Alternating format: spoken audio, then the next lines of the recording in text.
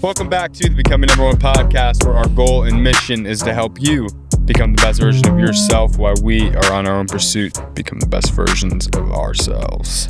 Welcome. Welcome back again. Yeah, about 7 hours later, here we are, sitting back in the same spot. Here's the thing, It'd though. be 8 hours. 8 hours? Okay, I guess It's been a full day. Yeah. Here's the thing, though. You look and sound like a new man. Yeah, I'm a new man. Internally, I feel so much better. You'd have had to listen to the last episode to know how I feel right now. So go do that. Yeah. It will be out first. Don't be the person that goes from one episode, they'll listen to one, and then they'll skip 5, and then they'll skip another 3, and they'll go to that.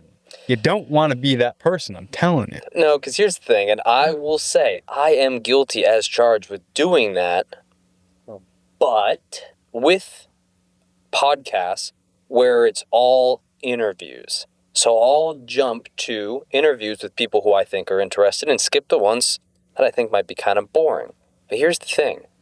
We're not interviewing anybody here. So every episode has a lesson specifically meant for you listening right now.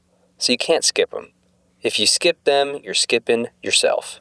Don't do that, guys. Don't do that. Don't be that person. No.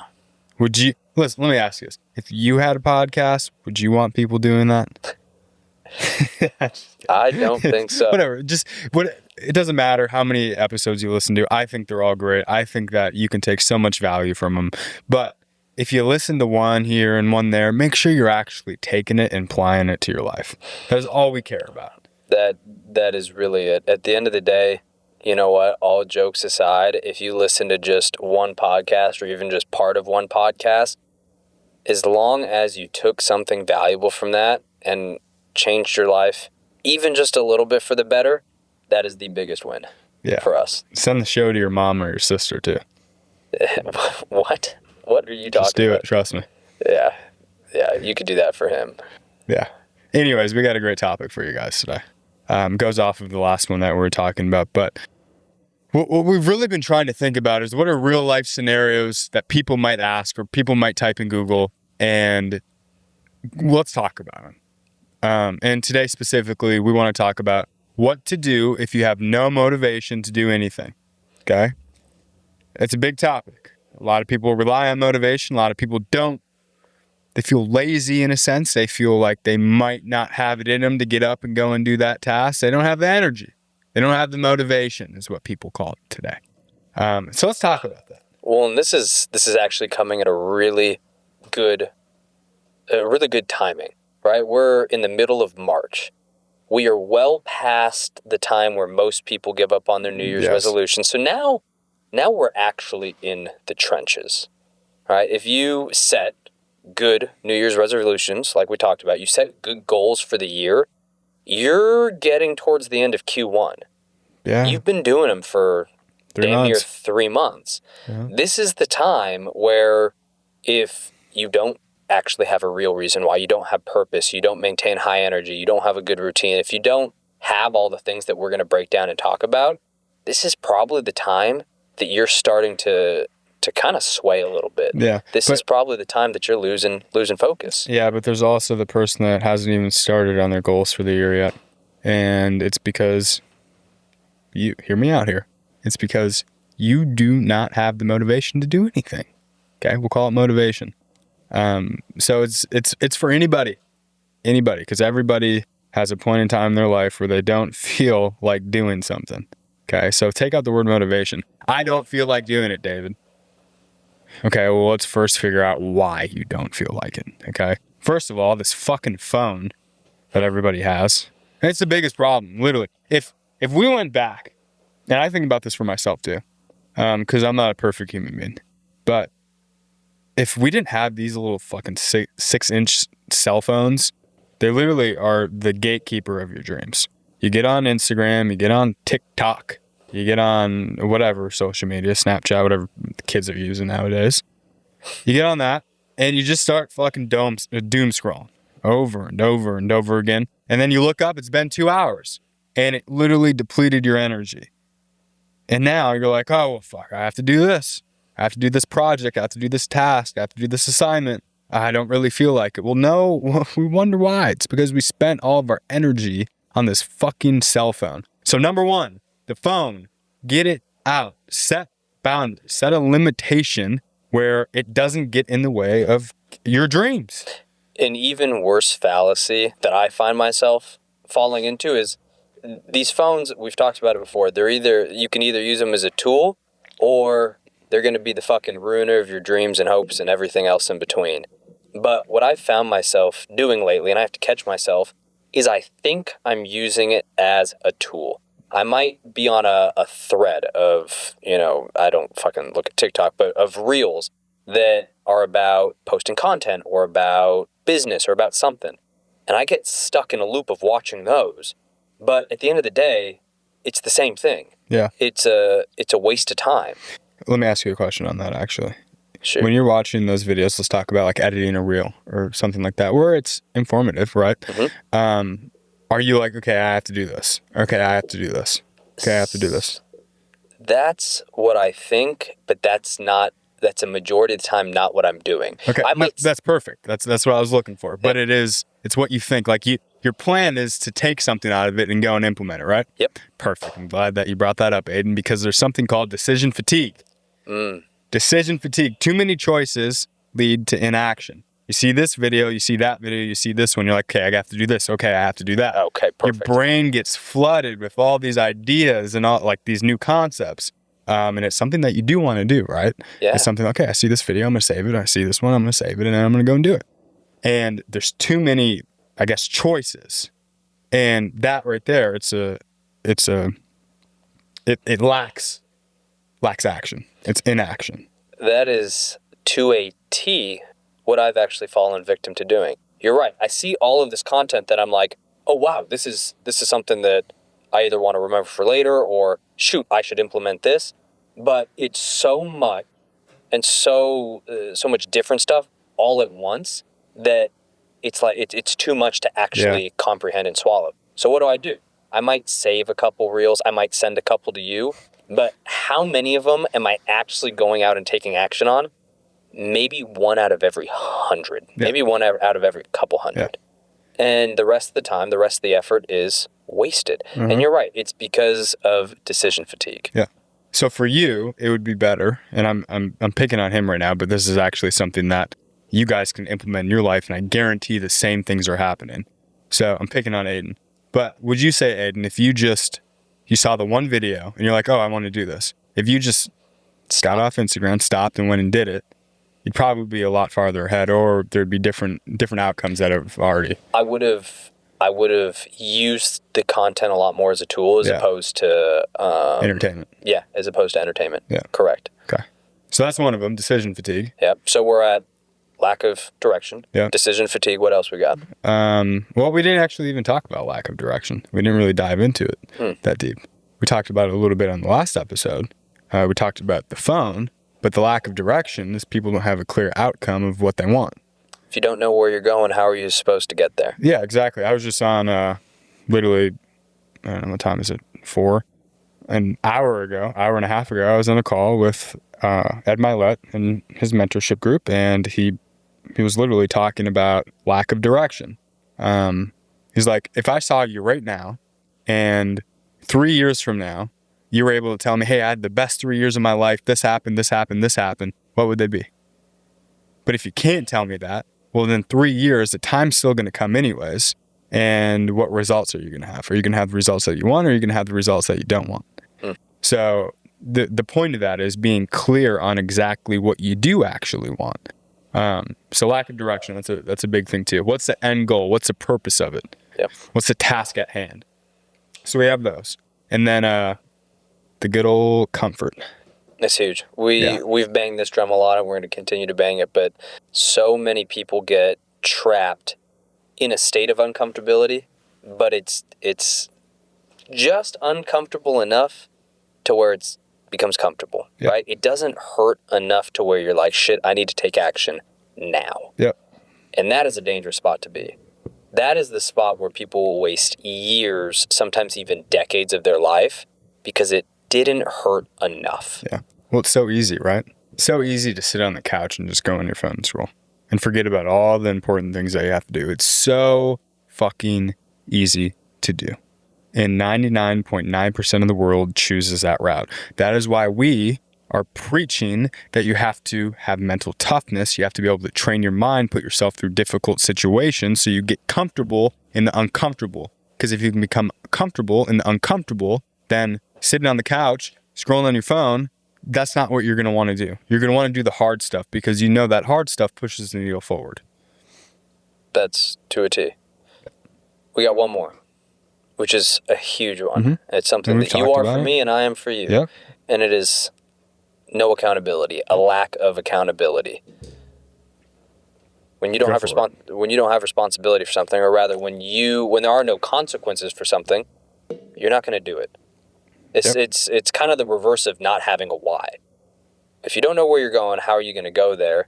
Versus if there's no consequence for not doing something, especially not doing something that's uncomfortable, are you going to do it? 9 times out of 10, 9 people out of 10, the answer is no. And that's why, at least we've preached it so much, because it's been such a impact on our lives, is having accountability partners.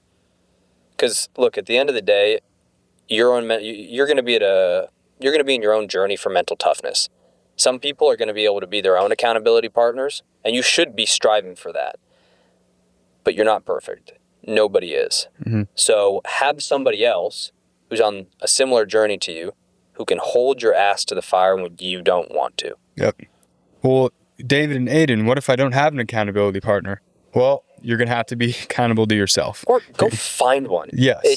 It really isn't hard to find one. No, it's really not. But I mean, this ties into exactly what we're talking about. I don't have the motivation to go and do it. Yeah. Well, if you can't fucking find anybody, you have to hold yourself accountable. Okay? Because there's going to be times where Aidan's not there. He's not watching what I'm doing, and I'm going to have to hold myself accountable. And it's the same thing for him. So, even though you have an accountability partner, you still need to be able to hold yourself accountable at the end of the day. And that is the most important thing. Because they're not going to be there when it's just you at 12 o'clock at night and you're supposed to be doing your work. It's going to be just you. No one else is going to know what you're doing, but can you hold yourself accountable? And not only is that going to produce a result, but it's also going to give you the confidence because you did what you said you were going to do, which is ultimately going to get you to operate at a higher frequency, and it's going to produce a bigger result. That's how it works, okay? So hold yourself accountable. Go find an accountability partner like Aidan or myself or anybody that wants to do something with their life, even if they're not doing it right now, but they have high hopes of where they want to go. They have dreams, aspiration, goals. Find those people and then start holding each other accountable. That ties into the next thing we had written down, which is that is an action step that actually creates motivation, right? You just said, even if you don't have somebody in your life who is actively trying to better themselves, as long as you have somebody in your life who wants to, you guys can start together. Yep. Getting that spark started is what's going to ignite the rest of it. 100%. I mean, I know for me, right? If I was just starting this journey, if I was like, okay, I'm not happy with where I'm at in my life, I know I need to go somewhere, I'm not sure where to start, like, what do I do? I know that if I had another friend and I was expressing this and they said to me, well, shit, why don't we go on a run tomorrow? Why don't we go to the gym tomorrow? Just that small little action, I guarantee that light a fire under my ass. That's the chain reaction that is going to start to motivate you. So stop waiting for motivation to come to you. It's action that'll then cause the spark that'll cause motivation. Yep. Motivation will be a byproduct of your action. Yeah, and most people have it backwards, right? They think the motivation, is the spark. A great example is being able to pull on that proof, that undeniable stack of proof that you can do whatever the fuck you say you want to do, right? You've done the action first. You ran a marathon. So whenever you're lacking motivation or, doubting your abilities, you can pull back on that because you've already done it and say, you know what? No, the fuck, I ran a marathon with like minimal training. Mm-hmm. The fuck, this is nothing. 2 fucked up knees. Real bad. Yeah. It's walking like a grandma. You were walking like a gremlin. But that enough will motivate you. Yeah. But you can't use that as motivation if you never did it, right? You got to do it first. Yeah. Yeah, you need to create your own bank, okay, in your mind. Yeah. It's a bank. Bank of David, Bank of Aidan, Bank of whatever your name is, okay, watching this. We can call it the N1 Bank, okay? Let's call it the N1 Bank. Create that bank in your mind, and each time that you do something challenging or hard or something that you didn't think you could do, or you overcome something, you gain confidence, put it in the bank, make a deposit, okay? And then those times where it's getting a little bit tough, you don't think you can do it, you don't have the energy, the motivation, you can withdraw. That's what Aiden's literally talking about. It's pulling from that stack of undeniable proof of all the things that you said you were going to do and you did. It's ultimately just proving it to yourself over and over again. So create that bank in your mind and then pull from it when you need it the most. That is why we put ourselves through hard things. Yep. It's for that very... Do you think it's fucking fun? Well, I'm a little twisted, but do you think I want to wake up early in the morning on Saturday when I'm going to bed at 1 o'clock? Do you think I want to wake up at 5 and then go for a 10-mile run? Absolutely not. I don't at all. I don't enjoy it. It sucks. But what I do know is that something that's very hard for me to do. So when I'm struggling, or maybe, hey, I have to get this project done, I'm just not really feeling it. I can go back. I can think in my mind, okay, I did that one time. Every Saturday, I wake up at, I get 4 hours of sleep, and then I wake up and I go run 10 miles and it fucking sucks. I can do this. I'm sitting literally on a computer right now. I can do it. And then I go and do it. That's the point of it, okay? So let's talk about this, because this is very important. We gave them all of this stuff. We talked about reasons why people don't have motivation. We dived a little bit deeper on motivation, but let's talk about the action steps of what you can do right now to be able to get out of the loop of not feeling motivated and going out and doing the thing that you need to do. So number one, I'm going to say something small wins. You got to stack them. Literally, and I think we have a full episode on this where we talk about, kind of breaking a pattern. And if you're scrolling on your phone, you're like, in the back of your mind, you're thinking, I need to do this thing. Literally get up and just go and do something. Like break the pattern, go for a walk, drink some water, stretch, read. Literally do anything. Just break the pattern. I'm a huge fan of consistent small action as opposed to huge action once in a blue moon. That doesn't say shit. Mm-hmm. That says that you worked up the courage, once every handful of months to do something moderate. Yeah. Small, consistent action, that takes dedication. Yeah. That takes a whole lot more. And that's really what's going to build results over time. We're trying to play the long game here, right? We literally said this like a week or two ago. You don't want to be a one-trick pony. You don't want to be hot on the scene for a year or 2 years and then fade off into nothingness. You want to be here for a long time. Nothingness. And the way you do that is by small action, but forever. Yep. You're consistent with it. So, and it's really it's one small action that gets the huge snowball rolling. I mean, an avalanche doesn't just turn into this huge thing instantly. It starts with one little movement that very quickly cascades into this whole freaking mountain coming off basically coming down. Start with small action. And like you said, it could be going out on a walk. Could be going to the gym for the first time. It could be saying, hey, I'm going to read for 10 minutes today. It could be anything. Start small, but start. Yeah. And start right now. Yeah, and when you think of it, go and do it. So if you're scrolling on your phone, right, because that's a problem for everybody. That's the biggest problem right now. It's literally the gatekeeper of dreams is these fucking phones, okay? If you're scrolling and you're like, I should probably do this, get up immediately, put your phone away, and then go do something, okay? Maybe it's not the project right now. Maybe it's going for a walk, but it's getting out of that pattern and it's going and taking that action. The next thing is the 3-minute rule, okay? This one's very important. If you break that pattern, then you go and you do the thing that you were supposed to do for 3 minutes. Your brain's going to forget about you sitting on the couch scrolling, wanting the comfort, and then you'll be in the thing, and you'll actually start doing it, and then you complete the task. But that's called the 3-minute rule. This really just plays on the principle that the hardest thing to do is just get started. Mm-hmm. Getting started is the hardest part, and once you start going, it's like shit. Okay, I've committed. So that's really all it takes. Yep. Just commit to doing something. 3 minutes, 5 minutes, whatever. Start small. But once you're in it, and I guarantee you it'll be a hell of a lot easier to truck it out. Just getting started is the hard part. Yeah. And then there's obviously, Aidan talked about creating momentum. Changing your environment's one big thing, but I want to talk about something that's really helped me a lot.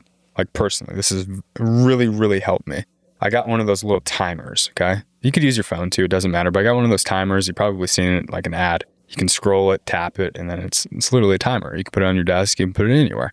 But I set deadlines for how long a task or project's going to take. And my calendar's built out too, but let's say I have to, send a whole bunch of emails to a title company. Okay. What I'm going to do is I'm going to put a timer on for 25 minutes and I have to finish within that 25 minutes. That gets me to do it. Okay. And we've brought this up before, but if let's say today was Monday and you said, all right, I got to clean my room. I just need it done by Sunday. You're going to do it on Sunday. You're not going to do it on Tuesday or Wednesday, Thursday, Friday. You're going to do it on Sunday before the day ends because that was the deadline that you set. So set a timer, make a deadline. That will help you tremendously, I promise. No, that's a huge thing. No, I'd say those are probably pretty good actionable steps that somebody can start with. Yep. Biggest thing, guys, is you have to be able to turn your mind into a mental toughness machine. Literally, you have to be so strong mentally that comfort, when it seeps in, you're able to get out right away. And the way to do that is every single day, attach into your routine or your schedule, whatever it is. It's called habit stacking.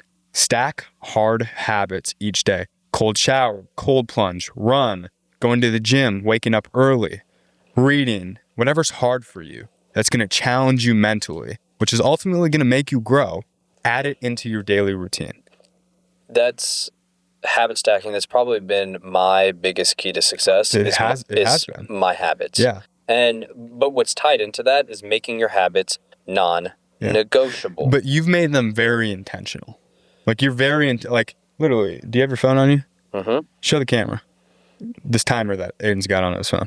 Well, I'm going to clear the notifications. Every single day, and he's probably seen it a million times, and it always changes. Right now, it says 29 minutes and 47 seconds. What's that for, Aidan? And it's because every Sunday, or rather, actually, as soon as I end it, every week, I read for 30 minutes every single day. And the way I keep track of it is a timer on my phone. So I'll read in the morning or I'll read in the afternoon, whatever it is. Every single time I'm reading, that timer's going. And today's Wednesday? Yep. Today's Wednesday, and I have 29 minutes and 47 seconds left for this week. Yep. Which means... But what are you still going to do even if that timer hits 0 tonight? But what's going to happen is tomorrow morning, that timer will hit 0. Yep. So I'm going to reset it to 3 hours and 30 minutes, and that means I'm starting for next week. But this thing's going forever. And that way I know, and right now this year's going great. I'm well ahead of schedule. If I get backtracked with this, then I still have data. I still have proof. Okay, this is where I need to go. And that's what's happened before. Whether it was I was traveling or for an event, I'd have to play catch up. It was a non-negotiable. And that's what my habits are for me. It's a non-negotiable. Yep. If I don't get them done the day I said I was going to do them, well, guess what? It stacks up. Yep. That means I have to go double the next day or triple the next day or quadruple the day after that. It just doesn't magically disappear. They don't magically disappear. Just because the day's gone doesn't mean that they've disappeared. Yep. So that's a big thing. Habit stacking, but also making it a non-negotiable. Huge. Very. I agree. Well, cool, guys. I hope you took a lot out of this. Remember, motivation, fugazi for me. But I also do think it can be useful. But you need to develop the discipline in order to actually go out and break those bad habits of the doom scrolling, of the comfort. You have to have a clear idea of what you're trying to do. Set a timer, all these different things, implement them, because the reason why you're at right now is because of the choices, the habits, and the actions that you've currently taken. So if you change them, if you break those patterns, you can live a completely different, better, more fulfilling, more energized, more clear life. But it's up to you. But you have to stop doing all the things that you're doing right now that got you to where you're currently at. It has to change. And it starts with this one, because this is a big thing. Okay? So listen to what we said today. Take some notes and go and take action, because I promise you from the bottom of my heart, it can change your life. Things that should get done today shouldn't be put off till tomorrow, should they, David? Correct. So go out and start today. Yep.